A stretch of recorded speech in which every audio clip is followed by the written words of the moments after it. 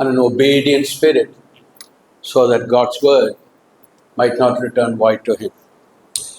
Thank you, Father, for your presence here by your Spirit. பிதாவே, எங்கள் மத்தியிலே இருக்கிற உங்களுடைய பிரசன்னத்துக்காக உங்களுக்கு நன்றி செலுத்துகிறோம். Your graciousness and goodness extended to every one of us. ஆண்டவரே, உங்களுடைய நன்மையும் உங்களுடைய கிருபையும் எங்களில் ஒவ்வொருவருக்கும் ஆண்டவரே நீ நீட்டி இருக்கிறீர். Thank you that times change, everything changes, but you remain the same.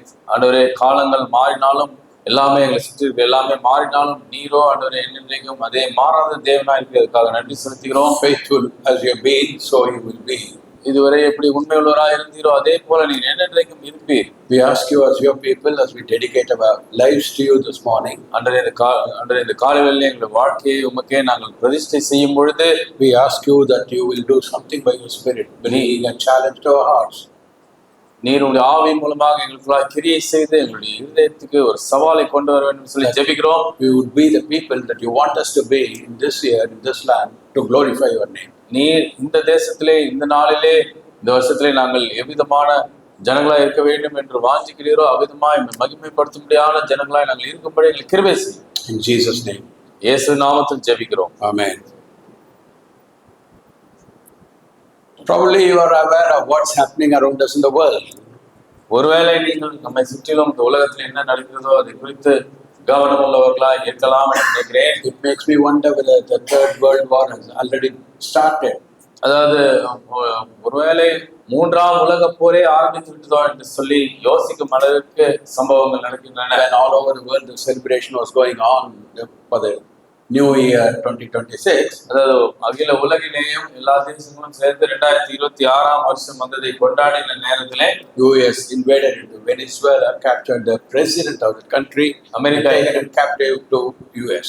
அமெரிக்க ஐக்கிய தேசமானது வெனிசுவேலா என்கிற தேசத்தை கைப்பற்றி அந்த தேசத்தினுடைய ஜனாதிபதியை கைப்பற்றியுள்ளார்கள். This is a great provocation as far as I can see.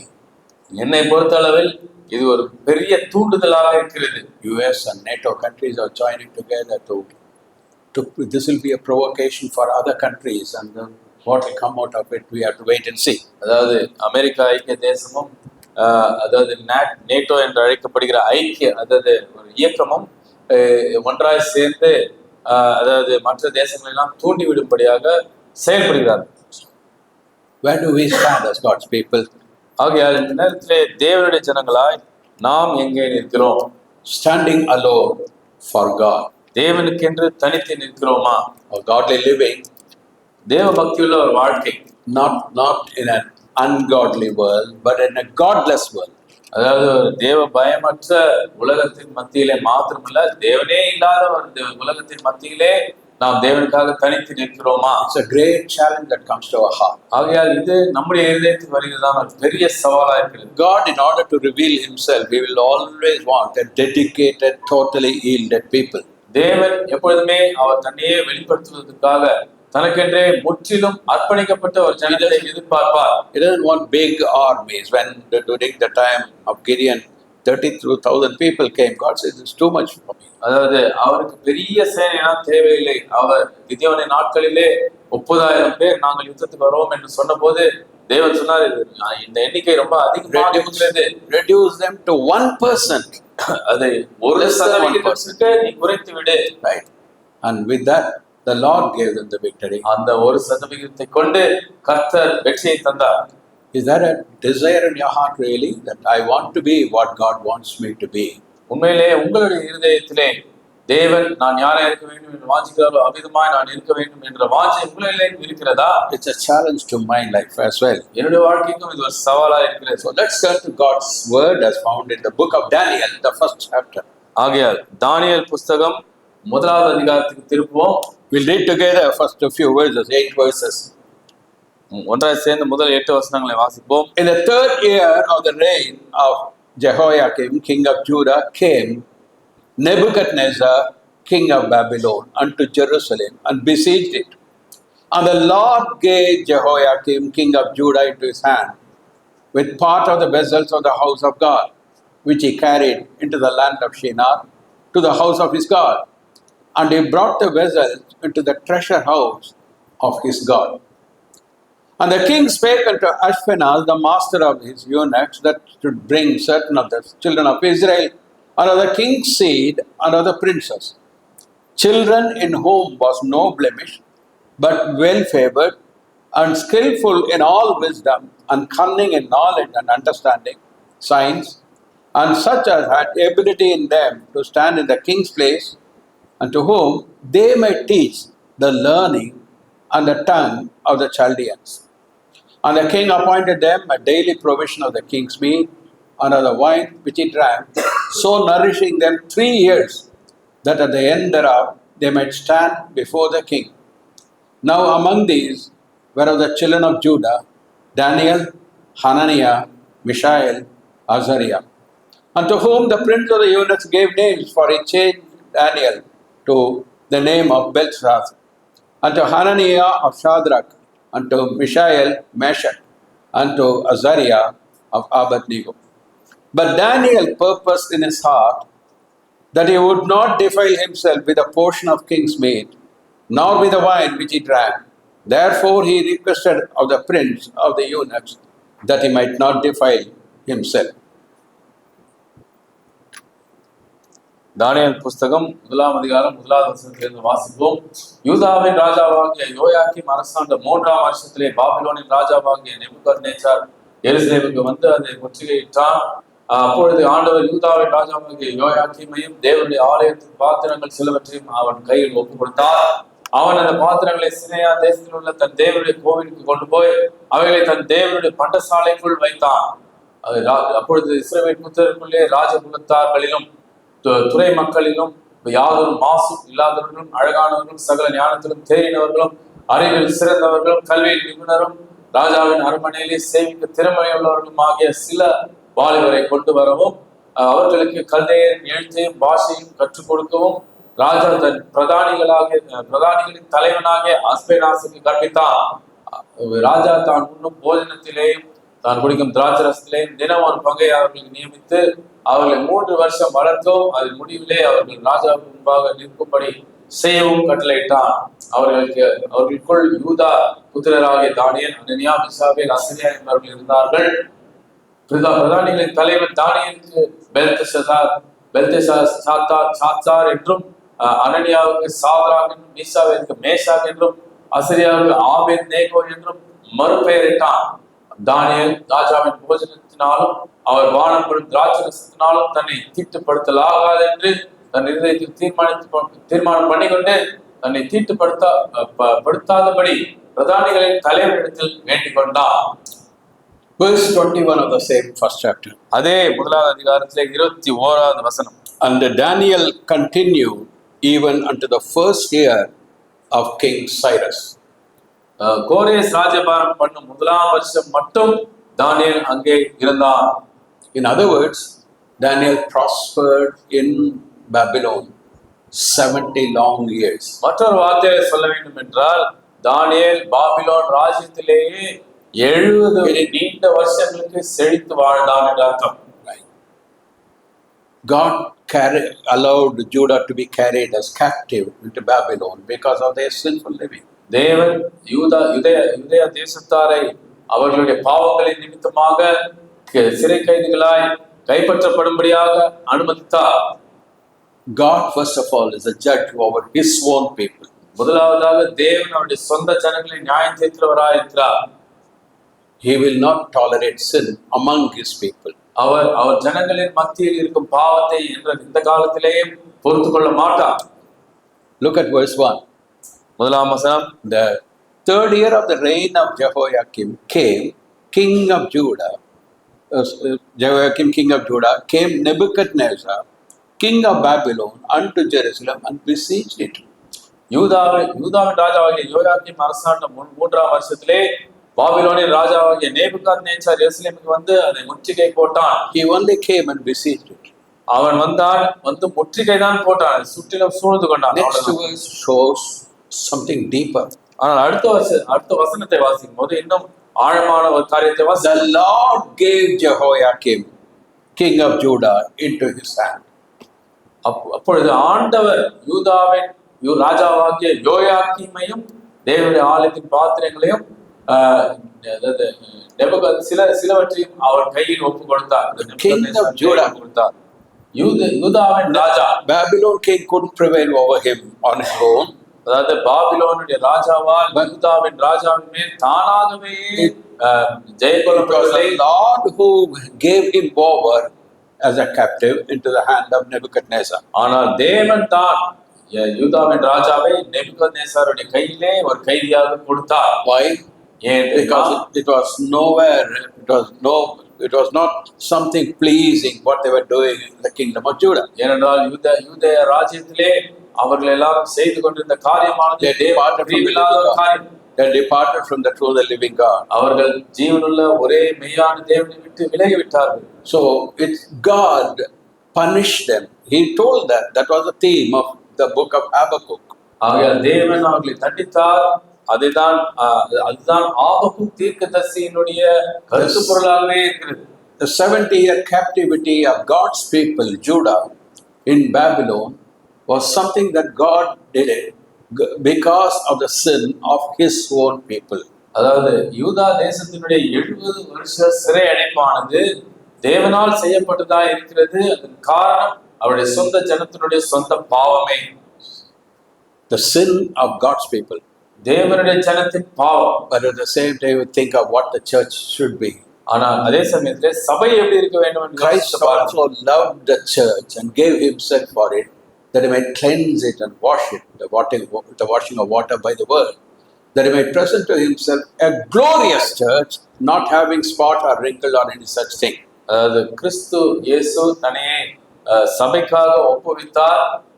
தனக்கென்று கரைதிரையற்ற ஒரு மகிமையுள்ள ஒரு சபையை பரிசுத்தமுள்ளதாய் நிறுத்திக் கொள்ளும்படியாக அவிதமாய் செய்தார் என்று நாம் வாசிக்கிறோம். That he may present to himself a glorious church, not having spot or wrinkle or any such thing. தமக்கு முன்பதாக எந்த ஒரு கரைதிரையற்ற ஒரு சபையை ஒரு மகிமையான சபையை நிறுத்திக் கொள்ளும்படியாக. So if the church is found with sin, iniquity, they won't be there in the coming of the Lord. It's obvious, very simple. ஆகையால் சபையார் வாழ்க்கையிலே பாவம் இருந்தால், ஏதாவது தேவனுக்கு பிரியமில்லாத காரியம் இருந்தால், கர்த்தர் வரும் பொழுது அதிலே அந்த வகையிலே எடுத்துக்கொள்ள மாட்டார்கள், காணப்பட மாட்டார்கள். The Old Testament, when there was sin in Judah, when they departed from the living God, God gave them into Babylon's hand to be carried away as captives. அதே போலதான் இந்த யூதா தேசத்தாரும் தேவனை விட்டு விலகி தேவனுக்கு விரோதமான பாவங்களை நாம் செய்த போது தேவன் அவர்களை சிறை எதிரிகளுடைய கையிலே The New Testament standard is much higher. ஆகையால் புதிய ஏற்பாட்டினுடைய தரம் அதை விட உயர்ந்த தரம். A glorious church, not having spot or wrinkle or any such thing. கரைதிரையற்ற மகிமையுள்ள ஒரு சபை, குற்றமும் இல்லாத சபை. That's what Jesus is preparing. அதைதான் இயேசு. That is the one Jesus said, I will build my church and the gates of hell shall not prevail against it. அவர் சொன்னார், நான் என் சபையை கட்டுவேன், பாதாளத்தின் திறவுகோல்கள் அதை ஜெயப்படாது என்று சொன்னார். That is the church for which he is interceding, that he might sanctify with the word of God by cleansing and washing it and preparing it as pure.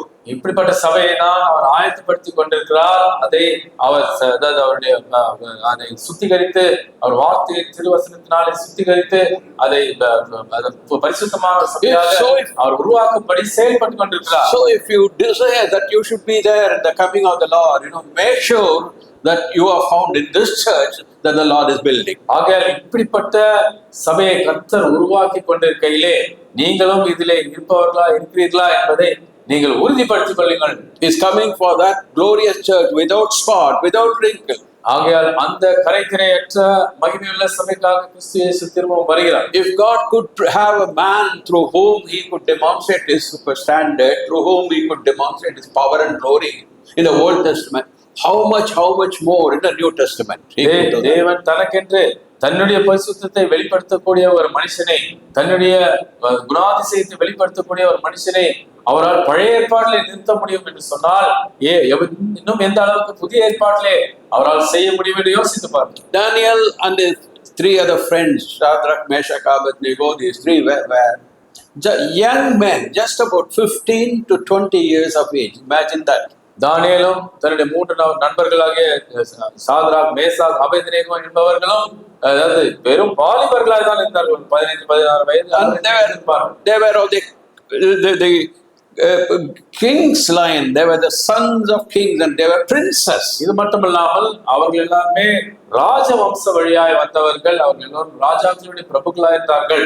So what dignity, what glory, what power and wealth they would have had. ஆகையால் அவருடைய சொந்த தேசத்திலே அவர்கள் எவ்வளவு கனமும் எவ்வளவு சொத்தும் சம்பத்தும் ஆஸ்திகளும் இருந்திருக்கும். In the midst of all that, they had lived a pure life, so that what they lived in Jerusalem in a young age, they were able to live similarly in Babylon and prove that their God is the true and the living God. அவ்வளவு சொத்தும் உலக பிரகாரமான ஆசீர்வாதங்கள் இருந்தாலும் கூட அவர்கள் வாழ்க்கையிலே தேவ பயமுள்ள பக்தியுள்ள ஒரு வாழ்க்கையை வாழ்ந்தார்கள் என்பதனாலே தான் அந்நிய தேசத்துக்கு கைதிகளாக போயிருந்தாலும் கூட அந்த பாபிலோனிலே அவர்கள் இன்னும் பரிசுத்தமாய் வாழ்ந்து தேவனை அங்கே நிரூபித்து காண்பித்தார்கள். Character of Daniel in the Old Testament poses a challenge to the New Testament saints. ஆக பழைய ஏற்பாட்டில் இருக்கிறதான இந்த நல்ல நபராகிய தானியேல் அவருடைய வாழ்க்கையானது புதிய ஏற்பாட்டு விசுவாசிகளாக நமக்கு ஒரு சவாலான வாழ்க்கையா இருக்கிறது. I wonder if you and I had to be there in Daniel's shoes, whether we would have even given up our faith and said, why should God allow all this to me, to be carried as a captive to Babylon? I will let go my faith. அவர் ஒருவேளை நானும் நீங்களும் தானியேலுடைய இடத்திலே தானியேலுடைய அதே சூழ்நிலையிலே நாமும் சிக்கி காணப்பட்டிருந்தால் நம்முடைய மனப்பான்மை எப்படி இருந்திருக்குமோ என்று யோசிக்கிறேன். ஒருவேளை நம்முடைய விசுவாசத்தை மறுதலித்து இப்படிப்பட்ட விசுவாசமே தேவையில்லை என்று நாம் விட்டு கூட போயிருக்கலாம். In the midst of all that was worldliness and ungodliness prevailing in the palace life, these 4 men, including Daniel, they had kept themselves pure, unblemished for God. ஆகையால் அங்கே அந்த பாபிலோன் தேசத்திலே இருந்ததான தேவ பக்தியற்ற, தேவ பயமற்ற, தேவனற்ற ஒரு சூழல் மத்தியிலே இவர்கள் 4 பேரும் தேவனுக்காக தூய்மையாகவும் பரிசுத்தமாகவும் நின்று தேவனை நிரூபித்தார். So with that strength they were able to prove God even in Babylon, the capital of the worldly kingdom, capital of the devil. தேவனுடைய பலனை கொண்டு அவர்களால் அப்பேற்பட்டதான உலக சாம்ராஜ்யமாகிய பாபிலோனிலேயே, பிசாசின் சாம்ராஜ்யமாகிய பாபிலோனிலேயே அவர்கள் தேவனை நின்று நிரூபித்தார்கள். Bible is a tale of 2 cities. அதாவது முழுமையான பரிசுத்த வேதாகமமானது 2 நகரங்களை குறித்ததான ஒரு கதை. Jerusalem and Babylon. ஒன்று எருசலேம், இன்னொன்று Babylon. Babylon, the capital of the world, capital of the devil. அதாவது பாபிலோன் ஆனது உலகத்தினுடைய தலைநகரம் அல்லது பிசாசனுடைய தலைநகரம். Starting in Genesis, it ends only in Revelation. ஆதியாகமத்திலே ஆரம்பித்து வெளிப்படுத்தின விசேஷத்தை போய் முடிகிறது. And only at the second coming of the Lord, the battle of Armageddon, Babylon will be completely judged and punished. அதாவது கர்த்தருடைய 2ஆம் வருகையிலே, அதாவது கர்த்தர் பகிரங்க வருகையிலே தான் பாபிலோன் ஆனது முற்றிலுமாய் சங்கரிக்கப்பட்டு அழித்து போடப்படும். These 4 young men, they lived in Babylon and showed a different life and proved that their God was the true and the living God. ஆனால் இந்த 4 வாலிபர்களும் ஒரு பரிசுத்தமான தேவ பயமுள்ள ஒரு பக்தியுள்ள வாழ்க்கை வாழ்ந்து தேவன்தான், அவர்கள் ஆராதிக்கும் தேவன்தான் ஜீவனுள்ள ஒரே மெய்யான தேவன் என்று நிரூபித்தார்கள். And verse 8 says, Daniel purposed in his heart that he would not defile himself with a portion of the king's meat. 8ஆம் வசனத்திலே நாம் வாசிக்கும் போது, தானியேல் ராஜாவின் போஜனத்தினாலும் அவர் பானம் பண்ணும் திராட்சை ரசத்தினாலும் தன்னை தீட்டுப்படுத்தல் ஆகாது என்று தன் இருதயத்தில் தீர்மானம் பண்ணிக்கொண்டு, it's a diabolic design, அதாவது இது ஒரு பிசாசுக்குரிய ஒரு திட்டம், to give the Babylon's best to attract these young men. The devil wanted, Nebuchadnezzar wanted the best men from Jerusalem. அதாவது பிசாசானவன் the best of the best. பிசாசுக்கு அதாவது எருசலேமில் இருந்து வந்த சிறந்தவர்களிலேயே சிறந்தவர்கள் தான் தேவைப்பட்டது என்பதனால அவர் ஒரு திட்டத்தை சதித்திட்டினார். He wanted the well educated, well trained, good looking, princess life, those of the king's descendant, so that they will be royal people. He wanted the best among them. What for? To empty all their faith, all their godliness, and to teach them their own Chaldean language and culture and godliness. அதாவது பிசாசுக்கு எருசலேமில் இருந்து வந்த சிறந்த பிரபுக்கள், சிறந்த இளவரசர்கள், மற்றும் சௌந்தரியமானவர்கள், படிப்பறிவுடையவர்கள், இப்படிப்பட்ட சிறந்ததிலே சிறந்தவர்கள் தான் தேவைப்பட்டு எதற்கு என்று சொன்னால் அவர்களுக்கு இந்த தன்னுடைய ராஜ்யமாக பாபிலோனின் கலைகளையும் தந்திரங்களையும் சாஸ்திரங்களையும் சொல்லி தந்து அவர்களை தனக்கென்று அவன் பயன்படுத்திக் கொள்ள வேண்டும் சொன்னாலே அவன் வாஞ்சித்தான். What is the bonus? அதனால என்ன லாபம்? So they will be given the king's food, the king's treatment. அப்படி அவர்கள் royal position. பிசாசுடைய திட்டத்துக்கு ஒப்பு கொடுத்தால் அவர்களுக்கு ராஜாவினுடைய போஜனமே கிடைக்கும். How is your faith? How is your faith? Something that others can trade very easily, so cheap. அது உங்களுடைய விசுவாசம் எப்படி இருக்கிறது? மற்றவர்கள் லேசாக அதை வியாபாரத்தின் போல எடுத்துக்கொள்ளக்கூடியதான விசுவாசமா இருக்கிறதா? The satanic strategy. That's the devil has only one thing right from the beginning. He is working out the same way. That's all. இது ஒரு பிசாசுக்குரிய தந்திரமாகும், பிசாசுக்குரிய ஒரு வழியாகவும் இருக்கிறது. ஆரம்பத்திலிருந்தே இப்படித்தான் செயல்பட்டு கொண்டிருக்கிறார். To these young men, they would teach all the Babylonian culture, arts, and all the other things, technology and engineering and all that, so that they will be emptied of their faith in Jehovah, and then they will be, Babylonian children. இந்த எருசலேமிலிருந்து வந்த இந்த வாலிபர்களுடைய மனதிலிருந்து, அவருடைய சிந்தனையிலிருந்து எருசலேமில கற்றுக்கொண்ட நல்ல காரியங்கள் எல்லாம் எடுத்து போட வேண்டும், பாபிலோனுடைய காரியங்களை எல்லாம் அவர்களுக்கு சொல்லித்தர வேண்டும். That's this present day. It's called MBA. அதுதான் இந்த காலத்துல MBA என்று சொல்கிறார்கள். Method of brain alteration. மூளையை திருப்பும் வழிமுறை. Yeah, right here in this place, years ago, there was a young man from similar background. He came to know the Lord, and he came up nicely. அதாவது இங்கே நம்முடைய சபையிலேயே இத்தனை வருஷங்களுக்கு முன்னதாக ஒரு வாலிபன், அதாவது ஒரு புறஜாதியின் பின்னணியில் இருந்து வந்து ரட்சிக்கப்பட்டு கர்த்தருக்குள்ளே நன்றாக வளர்ந்து கொண்டு வந்தான். He accepted the Lord. அவன் கர்த்தரை ஏற்றுக்கொண்டான். I used to go home after the morning service to his house and then spend time with them, reading the word, teaching them all the questions that they had. I used to answer, spend some time in worship and praise, and I did it for a number of months. So as a result of that, they were taught in the ways of God, and this young man, he accepted the Lord. He obeyed in what is the baptism. He was coming up, intelligent boy. It's coming up nicely. அதாவது அவர்களுடைய வீட்டுக்கே நான் ஞாயிறுதோறும் இங்கே கூட்டத்தை முடித்து விட்டு நான் சென்று வேத பாடம் எடுத்து தேவனுடைய காரியங்களை அவர்களுக்கு போதித்து அவர்கள் கேட்ட சந்தேகங்களை தீர்த்து இவ்விதமாய் அவர்களுக்கு தேவ காரியங்களை சொல்லி கொண்டு வந்தேன். அந்த பையனும் இதெல்லாம் கற்றுக்கொண்டு அவன் ரட்சிக்கப்பட்டு அவன் கர்த்தருக்குள்ளாய் நன்றாய் வளர்ந்து கொண்டே வந்தான். One day he came beaming. He said, "Pastor, I got admission in IIM." ஒரு நாளிலே அவன் சந்தோஷமா என்னிடத்துல வந்து, போதகரே, எனக்கு IIM-ல எனக்கு அனுமதி கிடைத்திருக்கு சொன்னான். I knew he would get the seat in that. IIM-ல அவனுக்கு கிடைக்கும் என்று எனக்கு தெரியும். And then he got admission in 2 places. அது மட்டும் இல்லாம 2 இடங்களில் இடம் கிடைத்தது. I said to him, the other one is better. And then I told him, you be careful. There's 100% possibility of you losing your faith once you go in for that course. அதாவது நான் சொன்னேன், இந்த 2 நீ தீர்மானிக்க வேண்டிய இந்த 2 படிப்பிலேயும் இந்த படிப்பு மேலானது.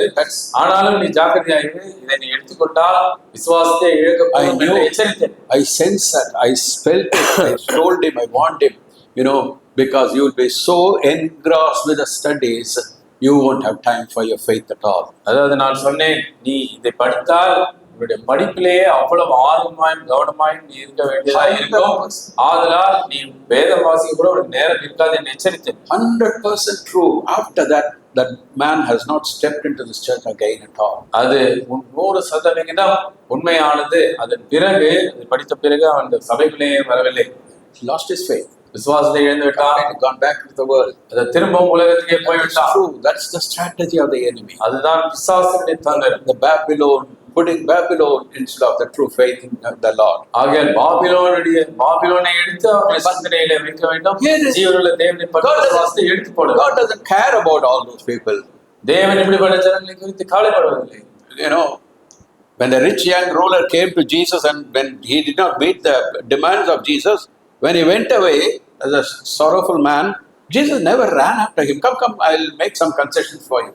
வாலிப ஐஸ்வர்யமானவன் இயேசுவினிடத்தில் வந்தபோது அவன் இயேசு சொன்னதை கேட்டு அவன் இயேசுவினுடைய எதிர்பார்ப்புக்கு அவனால் வர முடியாது என்று உணர்ந்து திரும்பவும் துக்கமாய் போன போது Gospel- உடனே இயேசு அவன் பின்னே போய் பரவாயில்லை நான் என் கொள்கைகளை மாற்றிக் கொள்கிறேன் என்று சொல்லவில்லை. Gospel cannot be compromised. Our God is an uncompromising God. ஏனென்றால் சுவிசேஷத்தை எந்த காலத்திலுமே உலகத்தோடு ஒத்துப்போக செய்யவே முடியாது. தேவன் உலகத்தோடு ஒத்து போகாதவர். You know, we can't say, oh, I'm 80% all right, I am 90%. Look at that person, look at this person. No comparison. அதாவது யாரோடும் ஒப்பிட்டு நான் 80% நல்லவனா இருக்கிறேன், 90% நல்லவனா இருக்கிறேன் என்று சொல்ல முடியாது. அந்த நபரை விட On the day நான் எவ்வளவு பேர் என்றெல்லாம் சொல்ல முடியாது. when each and everyone has to stand at the judgment seat of Christ, we have to give an answer for ourselves. அதாவது கிறிஸ்துவின் நியாயாசனத்துக்கு முன்பதாக அவருடைய சிங்காசனத்துக்கு முன்பதாக நிற்கும் பொழுது நாம் நமக்கு மட்டும்தான் கணக்கு ஒப்புவிக்க வேண்டும். Because our conscience will be awakened before that holy God,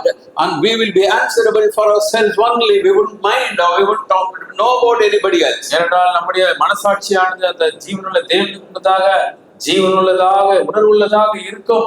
நமக்கு நம்முடைய காரியங்களை மட்டும்தான் இந்த நேரத்தில் சட்டை பண்ண முடியும், மற்றவர்களுக்காக பதில் சொல்லவே முடியாது. So here are the outstanding characters we read that comes as a challenge. God has recorded it for the church to know and to live by that. ஆகையால் இங்கே அதாவது விசேஷித்த விதமாய் தேவனுக்காக நின்ற 4 நபர்களை குறித்து வாசிப்பதன் காரணம் என்னவென்றால் சபை இதை அறிந்து கொண்டு இவர் சபை ஜீவிக்க வேண்டும். Standing alone for God.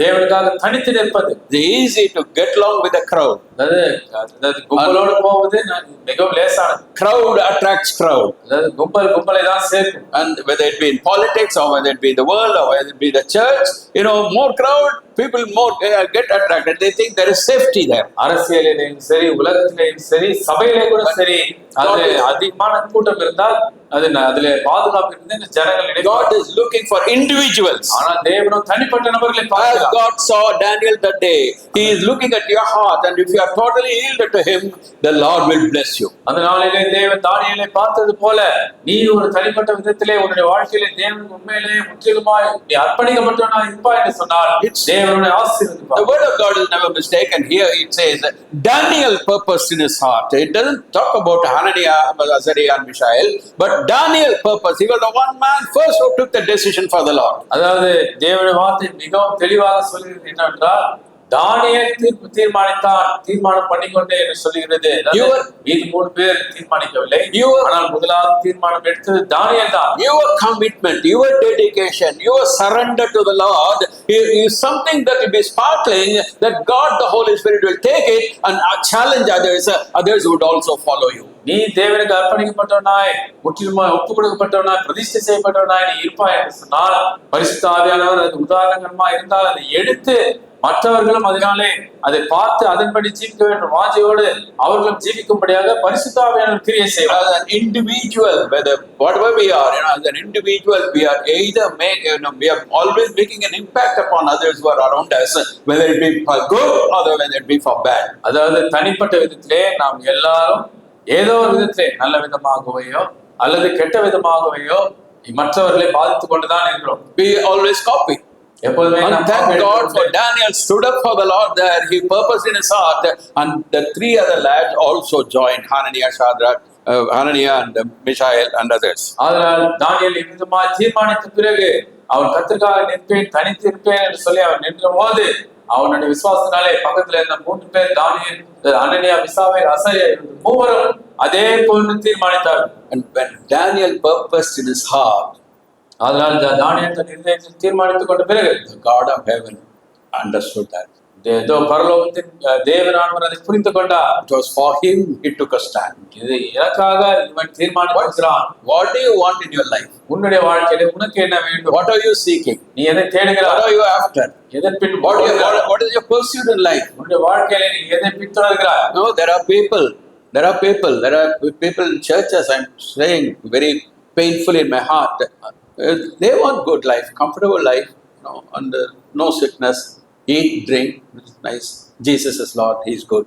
அதாவது சில சபைகளிலே வருத்தத்தோடு சொல்லுகிறேன், சிலர் அதாவது அவர்களுடைய வாழ்க்கையிலே அவர்களுக்கு வேண்டியதெல்லாம் சுகபோகமான எந்த ஒரு பிரச்சனையும் இல்லாத ஒரு வாழ்க்கை, அது அப்படி இருந்தால் இயேசு நல்லவர், தேவன் நல்லவர் என்று சொல்லிக் கொண்டிருப்பார்.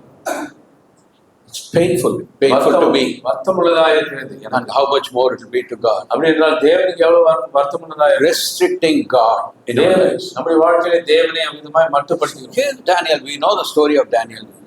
நமக்கு தானியேலின் கதை நன்றாய் தெரியும். So we need to analyze only few things. ஒரு சில காரியங்களை மாத்திரம் காலையில் தியானிக்க வேண்டியதா இருக்கிறது. What was the secret?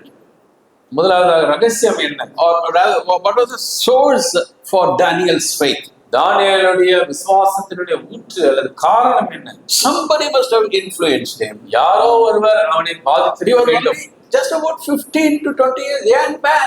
ஒரு 15 இருந்து 20 வயதுக்குள்ளாய் இருந்த ஒரு வாலிப பையன். And how could have we taken such a step, become a giant there? ஆகையால் இப்படிப்பட்ட ஒரு தீர்மானத்தை எடுத்து அந்த தேசத்திலே ஒரு பெரிய மனுஷனாக எப்படி அவனால் மாற முடிந்தது? It's not about his death, no burial and all that. Daniel continued to live on even after the 13th chapter. His tomb is there even in Persia, even now. அதாவது அங்கே அதாவது கொஞ்சம் வருஷம் வாழ்ந்தான் என்று இல்லாமல் அநேக வருஷங்கள் வாழ்ந்தான். 13வது வருஷம் அதிகாரத்துக்கும் மேலாக வாழ்ந்தான். இன்றைக்கும் பெர்சியா தேசத்திலே அவனுடைய கல்லறை இருக்கிறது. He saw not only the punishment coming upon Judah, upon God's people being taken captive into Babylon, but also saw God's fulfillment of 70 years, the glorious return, God bringing his people back to Jerusalem. தானியேல் அதாவது தேவன் அவர் தீர்க்கதரிசனமாய் சொன்ன வார்த்தையை நிறைவேற்றுவதை பார்த்தான். அதாவது 70 வருஷ சிறை அடைப்பை பார்த்தான். அது மட்டுமில்லாமல் 70 வருஷத்துக்கு பிறகு சிறை அடைப்பை திருப்பி போட்டு திரும்பவும் யூதா தேசத்துக்கு அவர்கள் வருவார்கள் என்று சொன்னதையும் அவன் கண்களால் அவன் பார்த்தான். Who would have been the influential person in Daniel's life? Who would have been the motive behind that? ஆகையால் தானியேலுடைய வாழ்க்கையிலே அவன் இப்படிப்பட்டவனாய் இருப்பதற்கு அந்த பின் காரணம் யாரு? அதனுடைய பின்னணி என்ன? அவனை பாதித்தவர் யார்? What was the source, or how he could have been inspired to such a level? ஆகையால் இப்படிப்பட்ட ஒரு அளவுக்கு அவனை உந்தி தள்ளின காரணம் என்ன? காரணம் ஊற்று யார்? My sanctified imagination, my answer from the word could be, he had godly parents. அதாவது என்னுடைய பரிசுத்தமாக்கப்பட்ட சிந்தனையிலே நான் நினைக்கிறது என்னவென்றால் தேவ பக்தி உள்ள பெற்றோர்கள் தான் அவனை Godly parents were the motive for Daniel to be what the Daniel we know through the Bible. அதாவது தேவ பக்தி உள்ள பெற்றோர்கள் தான் நாம் அறிந்திருக்கிற தானியேல் ஆக்கியதான காரணமாய் நான் நினைக்கிறேன். He had not been to any university, he had not been to any culture programs and things like that to learn or under any discipleship course, but he had learned it from his own father and mother. Godly parents brought him up in the fear of God, fear of Jehovah. எந்த ஒரு பெரிய கல்லூரிக்கோ பல்கலைக்கழகத்துக்கோ அவன் போகவில்லை. ஆனால் தேவ பக்தியுள்ள பெற்றோர்கள் தகப்பனும் தாயும் அவனை பெற்றெடுத்து அவனை தேவ வழியிலே போதித்து வழி நடத்தினார். That's what God is wanting from us as parents. அதுதான் தேவன் நம்மிடத்திலிருந்து பெற்றோர்களாய் எதிர்பார்க்கிறார். We have a responsibility to raise up the next generation. அடுத்த சந்ததியை வளர்க்கும் பொறுப்பு நமக்கு உண்டு. And today's generation, the youngsters, if they are going haywire, if they are going aimlessly, running about, the parents are to be blamed. அதாவது இன்றைக்கு இருக்கிற வாலிபர்களை பொறுத்தளவில் வாலிபர்கள் தவறான திசையிலே தவறான பாதையிலே இங்கேயும் அங்கேயும் சுற்றி திரிகிறார்கள் என்றால் பெற்றோர்கள் தான் பொறுப்பெடுத்துக் கொள்வார்கள். The Bible study I mentioned that about the life of Abraham. God came to Abraham. God is speaking to himself. பரிசுத்த அதாவது வேத பாட கூட்டத்திலே நான் ஆபிரகாமை குறித்து வேத பாடம் எடுத்துக்கொண்டிருக்கிறேன். அங்கே ஆபிரகாம் தேவன் தன்னை குறித்தே ஆபிரகாம் வெளிப்படுத்தினார். Genesis 18th chapter is a beautiful chapter where God came to Abraham. ஆதியாகமம் 18ஆம் அதிகாரத்தை வாசிக்கும் போது தேவன் ஆபிரகாமிடம் வந்தார் என்ற அந்த அதிகாரத்தை வாசிக்கிறோம். In the heat of the day when Abraham was sat in the tent door, பகலின் உஷ்ணத்திலே தேவன் ஆபிரகாமிடம் வந்தார். ஆபிரகாம் கூடாரத்தின் வாசலிலே உட்கார்ந்து கொண்டிருந்தார். And in the heat of the day, that means 12 o'clock or so, அதாவது midday, மத்தியான வேளையிலே உஷ்ணத்திலே உட்கார்ந்து கொண்டிருந்தான் அந்த கூடார வாசலில். it's amazing that shows to us, the New Testament says, anytime we should be open for God's visitation. God wants to communicate to us. அதாவது புதிய ஏற்பாடு விசுவாசிகளாக நமக்கு இது எதை போதிக்கிறது என்று சொன்னால், தேவன் எந்த நேரத்திலையும் நம்ம விசாரிப்பார். அவருடைய வார்த்தையின் வசனத்துக்கு எந்த நிமிஷத்திலும் during the cool of the day to Adam, and then he is coming the heat of the day to Abraham. ஆதாமிடம் வந்தபோது பகலினுடைய குளிர் வேளையிலே அவர் வந்தார். இதோ இந்த ஆபிரகாமிடம் வரும்பொழுது பகலினுடைய உஷ்ணத்திலே வருகிறார். Right? And then the Lord is speaking to himself. Is it true? Shall I hide from Abraham? Verses in Genesis 18, if you have, verse 17 and 18, verses 17 and 18. And the Lord said, shall I hide from Abraham that thing which I do? Seeing that Abraham shall surely become a great and mighty nation, and all the nations of the earth shall be blessed of him. For I know him. Verse 19, you have to underline that. For I know him, that he will command his children, his house and his household after him. And they shall keep the way of the Lord to do justice and judgment, that the Lord may bring upon Abraham that which he had spoken of him. அதாவது ஆதியாகமம் 18வது அதிகாரம் 17ஆம் வசனத்திலிருந்து வாசிப்போம். அப்பொழுது கர்த்தர் Abraham 19 பெரிய பலத்த ஜாதியாவதினாலும் அவனுக்குள் பூமியில் உள்ள சகல ஜாதிகளும் ஆசீர்வதிக்கப்படுவதனாலும் நான் செய்ய போகிறதே ஆபிரகாமுக்கு மறைப்பேனோ? கர்த்தர் ஆபிரகாமுக்கு சொன்னதை நிறைவேற்றும்படியாய் அவன் தன் பிள்ளைகளுக்கும் தனக்கு பின்வரும் தன் வீட்டாருக்கும் நீங்கள் நீதியையும் நியாயத்தையும் செய்து கர்த்தருடைய வழியை காத்து நடவுங்கள் என்று கட்டளையிடுவான் என்று அறிந்திருக்கிறீர்களா? God says, I know he will instruct his children. What confidence God had about Abraham. He was just like you and me. God had confidence in Abraham that way. அதாவது அவன் தன் பிள்ளைகளுக்கு நீதியையும் நியாயத்தையும் செய்து கர்த்தருடைய வழியை காத்து நடவுங்கள் என்று கட்டளையிடுவான் என்பதை நான் அறிந்திருக்கிறேன் என்று சொல்லி உறுதியாய் அவன் மேல் இந்த உறுதியினாலே சொன்னான். If we have that heart of teaching our children, it's not the wealth that we leave behind for children. It's not land building and jewels and gold and silver. No, this is our faith that not only we receive from God, but we pass it on to our next generation, to our children. That alone will stand for eternity. ஆகையால் இதைதான் நாம் பெற்றோர்களாய் செய்ய வேண்டும். நம்முடைய சொத்து சம்பத்து பணம் இதெல்லாம் அவர்களுக்கு விடுவதை பார்க்கிலும் நம்முடைய விசுவாசத்தை தான் முதலாவதாக அவர்களுக்கு விட்டு செல்ல வேண்டும். அது ஒன்றே தான் என்றென்றைக்கும் நிலைக்க போகிறது. Same is the case with Moses. அதே போலதான் மோசேயை பொறுத்தளவில் Moses, when he was come to years, refused to be called the son of Pharaoh's daughter, esteeming the reproach of Christ greater riches than all the treasures in Egypt, for he had respect unto the recompense of the reward. What a word that is. மோசேயை குறித்து நாம் வாசிக்கும்போது மோசே தான் வயதான போது அவன் பார்வோனின் குமாரத்தின் குமாரன் என்று அழைக்கப்பட்டதை வெறுத்து தேவ ஜனங்களோடு கிறிஸ்துவின் நிந்தைகளை அனுபவிப்பதே மேல் என்று எண்ணி அதை வேண்டாம் என்று தள்ளிவிட்டார் சொல்லி அவனை குறித்து நாம் வாசிக்கிறோம். No to the palace life. அதாவது அரண்மனை வாழ்க்கைக்கே வேண்டாம் என்று சொல்லிட்டான். All the comfort and all the pleasures that it would give.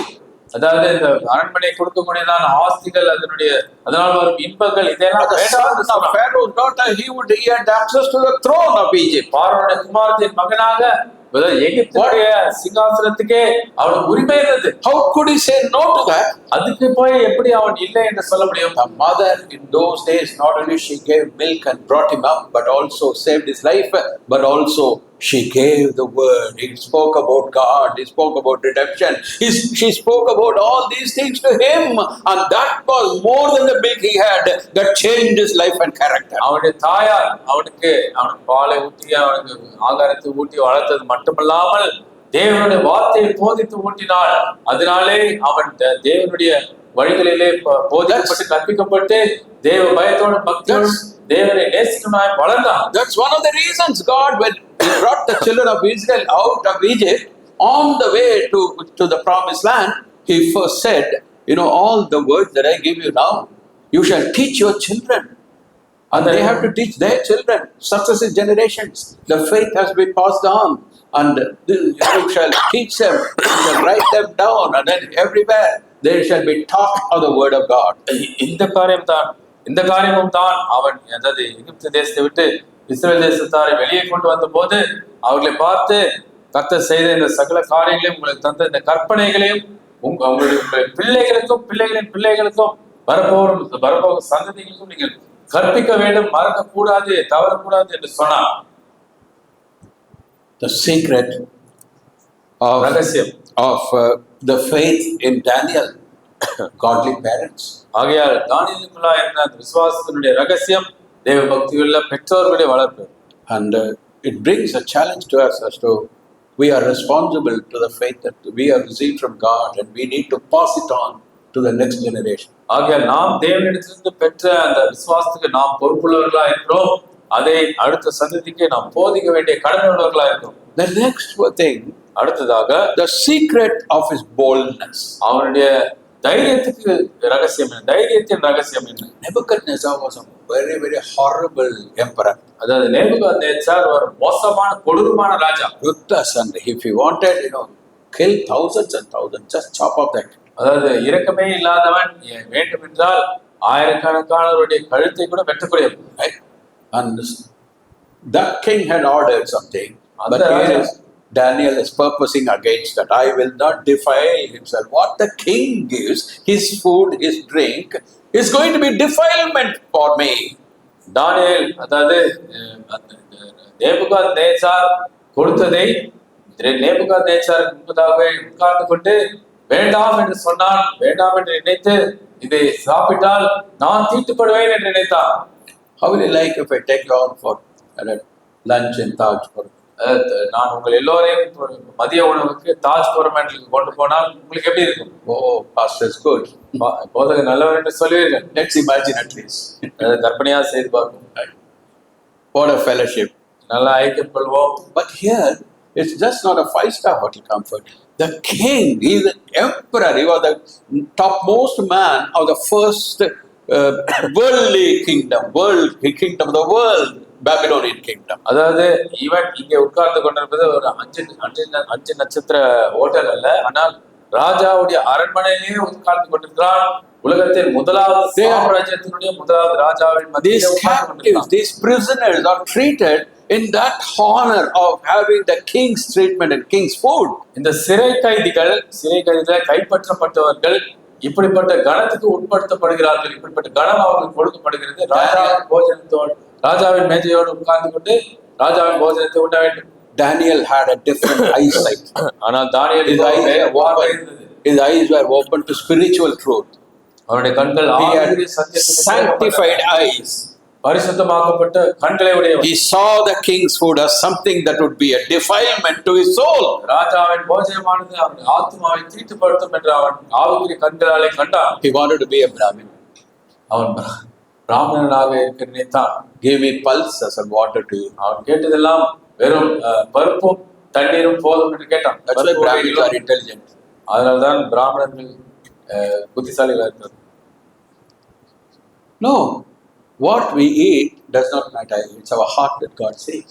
என்ன சொல்லுகிறேன் என்றால் என்ன சாப்பிடுகிறோம் என்பது முக்கியம் அல்ல, இருதயம் தான் முக்கியம் என்று தேவனே சொல்லுகிறார். He didn't want to be defiled with the king's food because that was all unceremonial, for him. He just wanted simple food by which he can glorify God. அதாவது அவன் ராஜாவுடைய போஜனத்தை அது தேவனால் அங்கீகரிக்கப்பட்ட போஜனம் இல்லை என்று நினைத்தான். அவனுக்கு சாதாரண உணவு இருந்தால் போதும் என்று நினைத்தான். The secret of his boldness, the king could have meant the loss of his life, but how bold he was his unwavering faith in the Lord. ஆகையால் அவன் இப்படி ஒரு தீர்மானத்தை எடுத்ததுனால அவன் உயிரையே இழந்திருக்கலாம். ஆனால் பயப்படாமல் அவனுடைய விசுவாசத்துக்காக தைரியமான ஒரு தீர்மானம் எடுத்தான். In your day-to-day activity, where you stumble between truth and false, between the world and God, no, you have to have the right faith and the right perspective. உங்களுடைய அனுதின வாழ்க்கையிலே நீங்கள் அனுதின காரியங்களில் ஈடுபடும் பொழுது சத்தியத்துக்கும் பொய்க்கும் இடையே நீங்கள் அழைக்கப்படுகிறீர்கள். தேவனுக்கும் உலகத்துக்கும் இடையே நீங்கள் அழைக்கப்படுகிறீர்கள். என்ன தீர்மானம் எடுக்கிறீர்கள்? யாருக்காக இருக்கிறீர்கள்? When he stood for God, ஆகையால் அவன் தேவனுக்காக நிற்கும்போது pulses and water, அவன் இதோ எங்களுக்கு பருப்பு வகைகளும் தண்ணீரும் போதும் என்ற போது, and he was exceeding fair and wise and intelligent than all the others who had the king's food. அவன் மற்ற ராஜாவின் போஜனத்தை உண்ட மற்ற எல்லோரை விடவும் இவனும் இவருடைய நண்பர்களும் அவர்கள் குஸ்தியும் அதாவது சௌந்தரியமாக இருந்தார்கள் என்று நாம் வாசிக்கிறோம். Is this God of Daniel alive today? இந்த தானியேலுடைய தேவன் இன்றும் ஜீவனோடு இருக்கிறாரா? Is he your God? உன்னுடைய தேவனா இருக்கிறாரா? Is he your God? உன்னுடைய தேவனா? Is my God? Is my God? Is the faith of Daniel alive in my heart? அதோ தானியேலுக்குள்ள இருந்த விசுவாசமான எனக்குள்ளே Can செயல்படுகிறதா? God expect me to be the Daniel of today? தேவன் நான் இந்த நாளினுடைய தானியேலா இருப்பேன் என்று எதிர்பார்க்க முடியுமா? When we stand for God, He stands with us. அதாம் தேவனோடு நிற்கும் பொழுது தேவன் நம்மோடு நிற்பார். Sorry, I said something wrong. தவறாய் சொல்லியிருந்தால் மன்னித்து விடுங்கள். When we stand for God, He stands with us. அதாவது தேவனுக்காக நாம் நிற்கும் பொழுது தேவன் நம்மோடு நிற்பார். When we stand for the Lord, He stands with us. நாம் கர்த்தருக்காக நிற்கும் பொழுது கர்த்தர் நம்மோடு நிற்பார். That's the Bible truth. அதுதான் வேதத்தினுடைய சத்தியம். He took a decision alone, and his three friends came and joined, and they had proved the Lord in that situation. அவர்கள் கர்த்தருக்காக நின்ற பொழுது அவர்கள் கர்த்தரை அந்த சூழ்நிலையிலே நிரூபித்த போது கர்த்தர் அவர்களோடு நின்றார். Kingdom of God is not eating and drinking, தேவனுடைய ராஜ்யமானது குடிப்பதும் புசிப்பும் அல்ல, but righteousness and peace and joy in the Holy Ghost. ஆனால் நீதியும் சமாதானமும் பரிசுத்த ஆவிக்குள் சந்தோஷமுமா இருக்கிறது. This is what the kingdom of God is. When we have the King reigning in our heart and our lives, what we eat doesn't matter at all. He gives us the strength to live by for Him. ராஜாவானவருடைய இதயத்திலே அரசாளும் பொழுது எதை விட்டு உண்கிறோம் என்பது முக்கியமே அல்ல, அவர் நமக்கு தேவையான பலனை தருவார். Right? It says at the end of 10 days, their countenance appeared fairer and fatter in flesh than all the children which did eat the portion of the king's meat. Verse 15. 15வது வசனத்திலே 10 நாள் சென்ற பின்பு ராஜபோஜனத்தை புசித்த எல்லா வாலிபரை பார்க்கிலும் அவர்கள் முகம் களையுள்ளதாயும் சரீரம் புஷ்டியுள்ளதாயும் காணப்பட்டது. Verse 19, and the king communed with them. Among them all was found none like Daniel, Hananiah, Mishael, Azariah. Therefore stood they before the king. In all matters of wisdom and understanding that the king inquired of them, he found them 10 times better than all the magicians and astrologers that were in Israel. 19ஆம் வசனத்தை வாசிக்கும் பொழுது ராஜா அவர்களோடு பேசினார். அவர்கள் எல்லாருக்கும் தானியேல், அனனியா, மிஷாவேல், அசனியா என்பவர்களைப் போல வேறொருவரும் காணப்படவில்லை. ஆகையால் இவர்கள் ராஜ சமூகத்தில் நின்றார்கள். தியானத்துக்கும் புத்திக்கும் அடுத்த எந்த விஷயத்தில் ராஜா அவர்களை கேட்டு விசாரித்தானோ அதிலே தன் ராஜ்யம் எங்குமுள்ள சகல சாஸ்திரிகளிலும் யோசனையிலும் அவர்களை 10 மடங்கு சமத்தராக கண்டார். Unwavering faith in the Lord. கர்த்தர் மேல் அசைக்க முடியாத அசைவில்லாத விசுவாசம். How is your faith in the Lord? ஆகையால் கர்த்தர் Do you மேல் take God at His word? Do you take God at His word? தேவனுடைய வார்த்தையை அது இருக்கிறபடியே எடுத்துக்கொள்கிறாயா? And that's the way to stand alone for God. இவ்விதமாய்தான் நாம் தேவனுக்காய் தனித்து நிற்க முடியும். To prove God in the place where we are living. நாம் வாழ்கிற இடங்களிலே தேவனை நாம் நிரூபிக்க வேண்டும் என்றால் இப்படிதான் செய்ய வேண்டும். What God wants His people now to be is godly living in a godless world. ஆகையால் தேவன் இந்த ஜனங்கள் தேவனே இல்லாத உலகத்திலே தேவ பக்தியோடு ஜீவிப்பவர்களாய் ஜீவிக்க வேண்டும் என்று வாஞ்சிக்கிறார். Where did he get that strength of his character? ஆகையால் அப்படிப்பட்ட ஒரு நல்ல குணாதிசயத்தை அவர் எங்கே பெற்றுக்கொண்டார்? It was not a 1 day, 1 minute dedication. ஒரு நாளிலே ஒரே ஒரு நொடியிலே அவர் செய்த பிரதிஷ்டை நாள் மாத்திரமல்ல. You do not say, oh, why am I foregoing all this? Why shouldn't I taste the king's meat 1 day, 1 meal? அதாவது இவ்வளோ நல்ல போஜனத்தை ஏன் முற்றிலுமாய் நான் விட்டுக் கொடுக்க வேண்டும்? ஒரே ஒரு நாள், ஒரே ஒரு வேளை நான் ஏன் இதை புசிக்க கூடாது என்று நான் சொல்லவில்லை. 1 day in a week at least I can have that. அதாவது வாரத்தில் ஒரு நாளாவது நான் சாப்பிடலாம் என்று நினைக்கிறேன். No compromise at all. சமரசமே செய்யவில்லை. He was dedicated 100% to the Lord. அவன் கர்த்தருக்கென்று 100% தன்னையே அர்ப்பணித்தவனாக காணப்பட்டான். All through his life. அவன் வாழ்நாள் முழுவதும். That became the target for the enemy to attack him later on in the old days. ஆகையால் தான் சத்ருவானவன் அவனை வயதான காலத்திலே அவனை தாக்க பார்த்தான். We can't find any fault in this man, they said. அவர்கள் சொன்னார்கள், தானியேலிலே எந்த குற்றத்தையும் எங்களால் கண்டுபிடிக்க முடியவில்லை. Not when he was young, just entered into Babylon. அதாவது அவன் வாலிபனாய் பாபிலோனுக்குள்ளே நுழைந்த போது அல்ல, but when he had become the next to the king, emperor himself. அது ஆனால் எந்த நாளிலே ராஜாவுக்கு அடுத்தவனாக அவன் நியமிக்கப்பட்டானோ 120 provinces. What a great empire it was. 120 மாகாணங்கள், King Darius wanted to set him next to him. மற்ற வார்த்தையில் சொல்லும் என்றால் தரியு ராஜாவானவன் தனக்கு அடுத்தவளாக தானியேலை வைக்க வேண்டும் என்று His enemies plotted against him. ஆதலால் சத்துருக்கள் பார்த்து பொறாமை கொண்டு அவனுக்கு விரோதமாய் திட்டம் சதி தீட்டினார்கள். What we know the story, don't you? அதாவது நீங்கள் எல்லோரும் அதை அறிந்திருக்கிறீர்கள். Taught your children and Sunday school, all that. அதாவது ஞாயிற்றுக்கிழமை உங்கள் பிள்ளைகளுக்கு எல்லாம் சொல்லிக் கொடுத்திருப்பீர்கள். But his dedication to the Lord was continuous. ஆனால் without any break. அவன் கர்த்தர் மேல் வைத்திருந்த அந்த அன்பும் அர்ப்பணிப்பானதும் அவன் வாழ்நாள் முழுவதுமாக தொடர்ந்து இருந்தது. Imagine a man, number 2, like something like Secretary of State, next to the president. So influential over a large empire, 120 provinces. What an amount of transaction, business, finances he would have handled. But in all that, the adversaries could not pinpoint any flaw in him. He has taken this bribe, he has done this, he has shown favoritism. Nothing, flawless for God. அதாவது எப்படி என்றால் ஒரு தேசத்துக்கே ஒரு ஜனாதிபதி அல்லது பிரதமர் இருக்கார் சொன்னால் அவருக்கு ஒரு செயலாளர், அவருக்கு அடுத்தவர் ஒருவர் இருப்பார். அதே போல இவன் உயர்த்தப்படுகிறான். 120 மாகாணங்களுக்கும் பொறுப்பு இவனிடம்தான் இருந்தது. பெரிய பெரிய தீர்மானங்களை எடுக்க வேண்டும். யாருக்கும் அவன் லஞ்சம் கொடுக்கவில்லை, லஞ்சம் வாங்கவில்லை, யாருக்கும் பாரபட்சம் காட்டவில்லை, நேர்த்தியாய் நீதியாய் இருந்தான். The Holy Spirit is challenging you now. Don't think in your heart, no, I can't be, I won't stand like that. Don't say that. பரிசுத்த ஆவி உங்களுக்கு சவால். It all depends upon. It all depends. என்னால முடியாது, என்னால தானியேலை போல நிற்க முடியாது என்று நினைக்காதீர்கள். It all depends on your dedication to the Lord. If you take one step, the Lord is there to strengthen you and to hold you there. எல்லாமே உங்களுடைய அர்ப்பணிப்பின் மேலே தான் சார்ந்திருக்கிறது. நீங்கள் கர்த்தருக்காக ஒரே ஒரு தீர்மானம் எடுத்தால் உங்களை பலப்படுத்த Lord, I want to stand for you where you keep me. ஆண்டவரே நீர் எங்கே என்னை வைக்கிறீரோ, I want to be what you want me to be. Make me the man after your own heart. எவ்விதமாய் நான் இருக்க வேண்டும் என்று வாஞ்சிக்கிறீரோ, எப்பேற்பட்ட மனுஷனாய் நீர் என்னை உருவாக்க விரும்புகிறீரோ அவ்விதமாய் என்னை உருவாக்கும். I am not self-made. I have not made myself. I have not pushed myself through education, this, that, and all that to be what I am now as a preacher. But I am by the grace of God. His hand fashioned me and made me what I am. நான் என்னையே உருவாக்கிக் கொள்ளவில்லை, என்னையே இந்த ஸ்தானத்துக்கு கொண்டு வந்து கொள்ளவில்லை.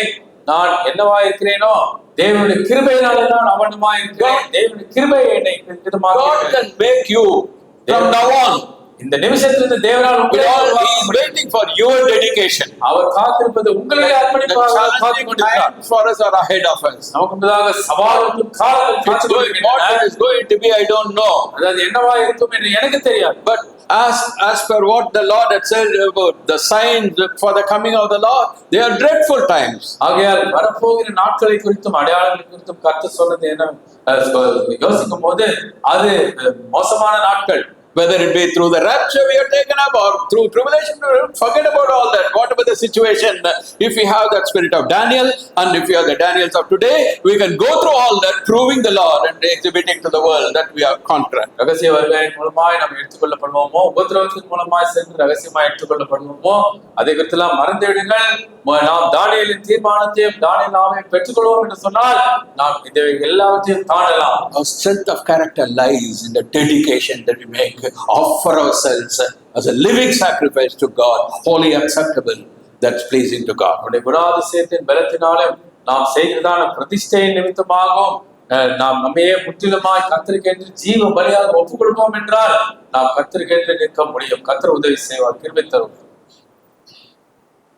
And then the success in his life. அதன் பிறகு அவன் வாழ்க்கையிலே அவன் பெற்ற வெற்றி. He did what he could. அவன் செய்து முடிந்ததை அவன் செய்தான். But God was there watching all the time. ஆனால் அவன் வாழ்நாள் முழுவதுமாய் தேவன் பார்த்து கொண்டே இருந்தார். The success in his life because of God's faithfulness. அவனுடைய வாழ்க்கையிலே அவன் வெற்றி பெற்றதுக்கு காரணம் தேவன் அவனுடைய வாழ்க்கையிலே உண்மையா இருந்தார். As Danny and Shiva sang, he is the same faithful one. தானியேல் ஜீவா பாடினது போல He is not only our gracious. அதே மாறாத உண்மையுள்ள தேவன், கிருபை நிறைந்தவர். He is faithful, he will be in the days to come too. இப்போது உண்மையாயிருந்தது மட்டுமல்ல, நாட்களிலே உண்மையுள்ளவராய் Praise இருப்பார். God. And so it's the faithfulness of God. ஆகையால் தேவன் எவ்வளவு உண்மையாயிருக்கிறார் How என்பதுதான் முக்கியம். far we are faithful to him, so far he will be faithful to us. நாம் எவ்வளவாய் அவருக்கு உண்மையாய் இருக்கிறோமோ அந்த அளவுக்கு அவர் நமக்கு உண்மையாய் நிற்பார். This is the people he wants, and this is the church that Jesus Christ is building. இப்படிப்பட்ட ஜனங்களை தான் அவர் எதிர்பார்க்கிறார். இந்த சபையை தான் இயேசு கட்டுகிறார். He doesn't go by the name the apostolic church and this church and that church. Name boards are just name boards. It will remain the same through tribulation. அதாவது தேவன் அவருடைய சபைக்கு அப்போஸ்தலர் சபை என்றோ இந்த சபை என்றோ பேரிடுவதில்லை. அதெல்லாம் மனுஷன் வைக்கும் பேர் பலகைகள். Knows his people individually. ஆனால் தேவன் அவருடைய ஜனங்களை தனிப்பட்ட நபர்களாய் the hearts that are yielded to him. அவருக்கென்று ஒப்பு கொடுக்கப்பட்ட விட்டு கொடுத்த இருதயங்களை அவர் தனக்கு விட்டு கொடுத்த இருதயங்களை அவர் அறிந்திருக்கிறார். God is gracious and gives strength to the weak and weary when they lay themselves on the altar of service and sacrifice. அது யாரெல்லாம் தங்களே தாங்கள் பலவீனர்களாக இருக்கிறார்கள் என்று உணர்கிறார்களோ அவர்கள் தங்களே கர்த்தருடைய பலிபீடத்திலே, அதாவது பிரதிஷ்டையின் பலிபீடத்திலே அவர்கள் தங்களே ஒப்பு கொடுப்பார்கள். That's what God wants. அதைதான் தேவன் எதிர்பார்க்கிறார். Total dedication. முழுமையான அர்ப்பணிப்பு. Standing alone. It doesn't matter as to who is there with us and others influence. No. யார் பக்கத்தில் இருக்கிறார்கள், யார் கூட இருக்கிறார்கள் என்பதெல்லாம் முக்கியம் அல்ல. Standing alone for God. தேவனுக்காய் தனித்து நிற்பது and living a godly life in a godless world. தேவ பயமற்ற தேவனே இல்லாத ஒரு உலகத்திலே தேவ பக்தியோடு வாழ்ந்தோம். If we have the Lord, that's enough.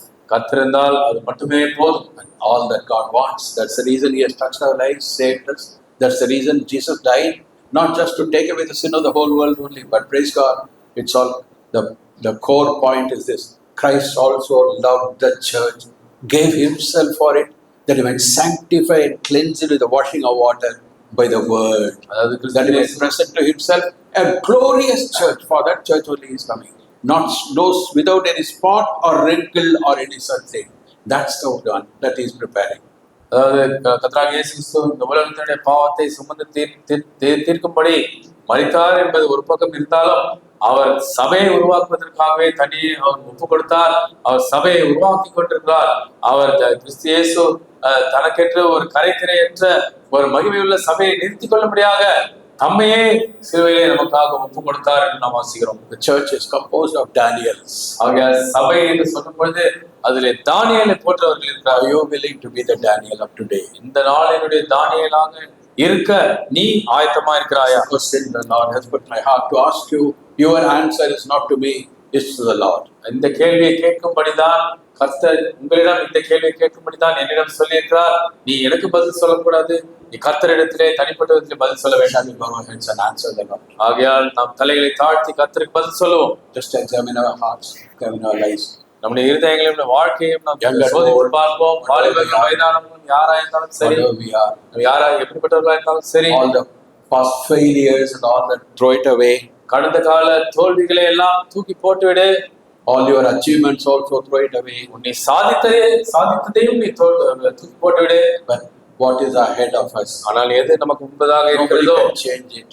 யாராலையும் அதை மாற்ற முடியாது. But God wants you in that situation. ஆனால் தேவன் உன்னை இந்த சூழ்நிலையிலே, நீ இப்படிப்பட்ட ஒரு சூழ்நிலையிலே நீ தேவனை தேவைப்படுகிறார். To prove that the God of the Bible is the true, the living God. எதற்கென்றால் பரிசுத்த வேதாகமத்தினுடைய தேவன் தான் ஜீவனுள்ள ஒரே மெய்யான தேவன். அதை நீ நிரூபிக்கும்படியாக Where he will lead you, where he will place you, it's up to him. அவர் உன்னை எங்கே வழிநடத்துவார், எங்கே உன்னை வைப்பார் என்பது அவருடைய விருப்பம். Like he took Daniel into Babylon. தானியேலை எப்படி பாபிலோனுக்குள்ளாக கொண்டு போனாரோ, He changed Babylon. அவன் பாபிலோனே He மாற்றி didn't change to Babylon. அவன் பாபிலோனை போல தானியேல் மாறவில்லை, அவன் பாபிலோனை மாற்றினான். He proved God there. அங்கே அவன் தேவனை நிரூபித்தான். When we stand for the Lord, he stands with us. நாம் கர்த்தருக்காக நிற்கும் பொழுது கர்த்தர் நம்மோடு நிற்பார். Gracious Father, we thank you for your infallible word. கிருபை நிறைந்த பிதாவே, உம்முடைய அழிவில்லாத வார்த்தைக்காக உங்களுக்கு நன்றி செலுத்துகிறோம். The voice of the Holy Spirit on the authority of your word challenging us. ஆண்டவரே, பரிசுத்த ஆவியானவர் உம்முடைய வார்த்தையின் அதிகாரத்தின் மூலமாக எங்களுக்கு சவால் கொடுத்ததை நாங்கள் கேட்கிறோம். because you are in the business of making such transformation in the lives of your people. ஏனென்றால் ஆண்டவரே, நீர் உம்முடைய ஜனங்களுடைய வாழ்க்கையிலே இப்படிப்பட்ட ஒரு மாற்றத்தை ஏற்படுத்தும் வேலையிலே தான் நீர் ஈடுபட்டு You are கொண்டிருக்கிறார். touching lives, not only saving them from eternal damnation, ஆண்டவரே, நீர் ஜீவியங்களை தொட்டு நித்திய ஆக்கினையிலிருந்து அவர்களை நீர் ரட்சிக்கிறீர். அது மட்டுமல்ல, but to men and women who will prove you in life situations, ஆனால் be the people that you want them to be. ஆனால் இந்த உண்மை எல்லா சூழ்நிலைகளிலேயும் நிரூபிக்கிறதான ஆண்டவரே, குமாரர்களையும் குமாரத்திகளையும் நீர் உருவாக்கி நீர் யாரை அவர்கள் இருக்க வேண்டும் என்று மாற்றுகிறீரோ அப்படிப்பட்டவர்களாய் அவர்கள் நிற்கும்படியாக செய்கிறீர். You alone know as you see and weigh each and every heart. ஆகையால் நீர் ஒவ்வொரு இதயத்தை பார்க்கும் பொழுதும் அதை இடையிடும் போதும் நீர் ஆண்டவரை ஒவ்வொன்றையும் அறிந்திருக்கிறீர். As the owner of our being, எங்களை முழுமையாய் ஆட்கொள்ளுகிற எங்கள் எஜமானாய் we pray, Lord, that you will reward us according to the integrity of our heart. எங்களுடைய இருதயத்தினுடைய உத்தமத்துக்கு ஏற்றபடி நீர் பலனளிக்க வேண்டும் என்று ஜெபிக்கிறோம். We pray, Lord, in spite of our weaknesses, our faults and failures, we confess to you, we love you, we live our lives before you. ஆண்டவரே, எங்களுக்கு இருக்கிற பலவீனங்கள் இருந்தாலும் இவைகள் எல்லாவற்றின் மத்தியிலேயும் ஆண்டவரே, எங்களுடைய ஜீவங்களே முற்றிலுமாய் உமக்கே ஒப்புக் கொடுக்கிறோம், அறிக்கை செய்கிறோம். Because you alone are worthy, you alone are the Lord. ஆண்டவரே, ஏனென்றால் நீரே பாத்திரராய் இருக்கிறீர், நீரே ஆண்டவராய் இருக்கிறீர். Possess us by your Spirit. ஆவியின் நம்முடைய ஆவியினாலே Lead us for your glory. உம்முடைய நாமத்தின் மகிமைக்காக வழிநடத்தும். In Jesus' name. இயேசுவின் நாமத்திலே ஜெபிக்கிறோம். Let's come around the table of the Lord. கர்த்தருடைய பந்திக்கு நேராக